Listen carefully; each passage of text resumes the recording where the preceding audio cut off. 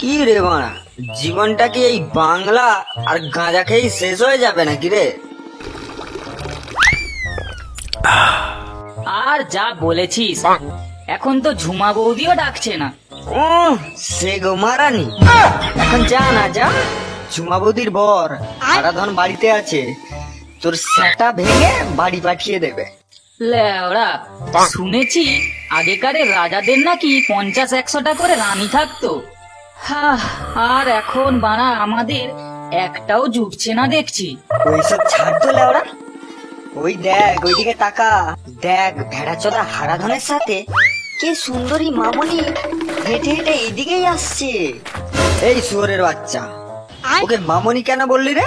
ও শুধু আমার, দেখলি না যেই ভগবানের কাছে আমার দুঃখের কথা জানালাম অমনি আমার জন্য পাঠিয়ে দিল।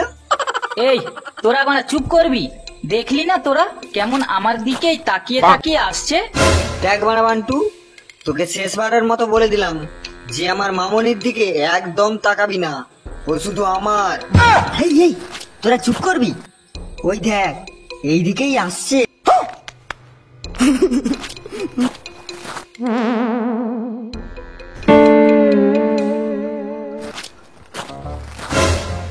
এই শুয়োরের বাচ্চাগুলোকে দেখ না, আমার শালির দিকে কেমন ড্যাব ড্যাব করে তাকিয়ে আছে, যেন বানা রসে ভরা মৌচাক দেখে নিয়েছে।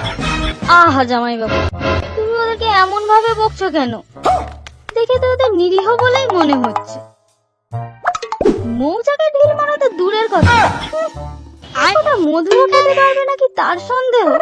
আমায় একটু মধু খাওয়ার সুযোগটা দিয়েই দেখো না মামুন, না থাকবে তোমার মধু আর না থাকবে তোমার চাক, দুটোই সাবার করে দেব। দেখলি দেখলি তো, বোঝা গেল তো এবার যে ওরা কেমন ছেলে। আচ্ছা চাঁদু, আমিও দেখছি কে কার মৌচাক ভাই। না, এদের একটা ব্যবস্থা করতে হবেই দেখছি।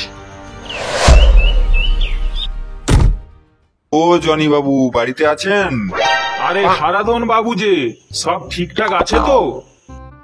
আর ঝুমা বৌদি কেমন আছে?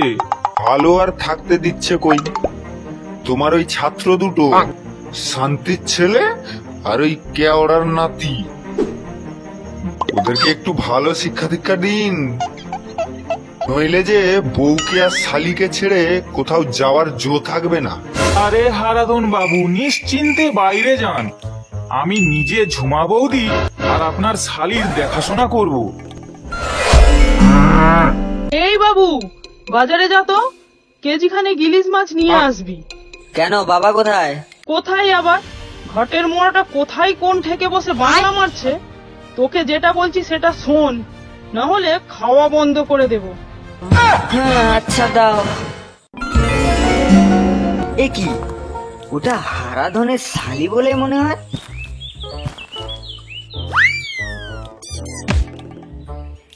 এ কি, তুমি কোথায় যাচ্ছ? কোথায় আর, তোমারই তো দেখা পাওয়ার আশায় এইদিকে একটু এসেছিলাম। ও মা, তাই নাকি? হ্যাঁ গো, তোমাকেই তো প্রথমবারের দেখাতেই তোমার ওই পটল চেরা চোখ আর ছাগলের মতো দান দেখে পুরো প্রেমে পড়ে গিয়েছিলাম। সাথে শুধু জামাই বাবু ছিল বলে, না হলে তো তোমাকে তোমার বন্ধুদের সামনেই আই লাভ ইউ বলে দিতাম। শোনো না, আমার জিজু আজ বাড়িতে থাকবে না, রাত্রিরে শুধু আমি আর দিদি থাকবো। তা তুমি চাইলেই আসতে পারো, কিন্তু একটা অসুবিধা রয়েছে। কি অসুবিধা মামনি? আমার জানো তো লাল লিপস্টিকটা শেষ হয়ে গেছে, এখন কেনার মতো টাকাও নেই। না মানে তোমার লাল টুকটুকে গালে চুমু খেয়ে গাল লাল না করলে আমার তো খারাপ লাগবে বলো। এ কি গো, শুধু তোমার না গো, আমারও খারাপ লাগবে। না না, এই নাও 500 টাকা, তুমি রাত্রে লিপস্টিক পরে রেডি থেকো, কিন্তু আমি ঠিক সময় চলে যাব। উফ, আজকে সেই সেটা ভাঙা খেলা হবে। দেখ বাড়া, তোদেরকে বাংলা খাওয়াচ্ছি মানে এই নয় যে ফকটিসে খাওয়াচ্ছি। বাংলা খাওয়ার পর ওই হারাধনের শালিকে কিভাবে তুলবো যদি না আইডিয়া দিতে পারিস তো দেখবি কেমন তোদের পোঁদ মেরে ছেড়ে দিই। আরে ওটা হারাধনের শালি বলেই মনে হচ্ছে। ওই দেখ, তোর মাল তোর দিকেই তাকিয়ে আসছে রে। সত্যিই তো, এ কি রে, এ তো দেখছি মেঘনা চাইতেই জল। এই শোনো, কে, আমি? হ্যাঁ তুমি ছাড়া আর কে ওখানে হ্যান্ডসাম আছে বলো?